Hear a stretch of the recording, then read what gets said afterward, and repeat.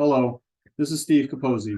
I am a supervisor of the Reliability, Security, and Resilience Unit at the Public Utilities Regulatory Authority.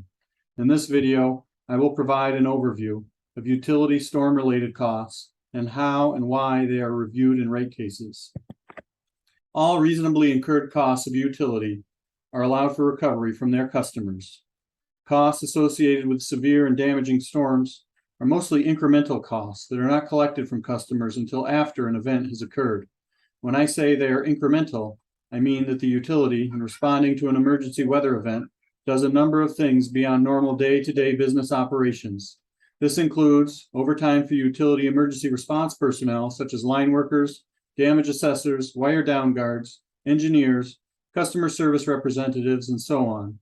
In addition, for the very large events, utilities generally bring in outside personnel from utilities and contractors from across the continent, including line workers, tree crews, damage assessors, and others. These resources are used to supplement existing staff to restore outages, make safe electrical hazards, and other emergency response activities. Since these costs are above and beyond day-to-day costs that a utility incurs under normal operations, they are not included in rates until after they have occurred. Now let's discuss how they are included in utility rates. Typically, the review of emergency storm-related costs that have been incurred by a utility is done in rate cases. Only after a storm has been responded to, the emergencies dealt with, the damage repaired, the system restored to normal operations, does the utility seek to recover costs from ratepayers. Before it does this, it must first gather all the invoices from the contractors and verify and account for all the costs that have been incurred. Then the utility may request recovery of these costs from ratepayers in a rate case. Again, no costs for storm response are recovered from customers until a review of the utility performance and all associated costs have been conducted by PURA in a rate proceeding.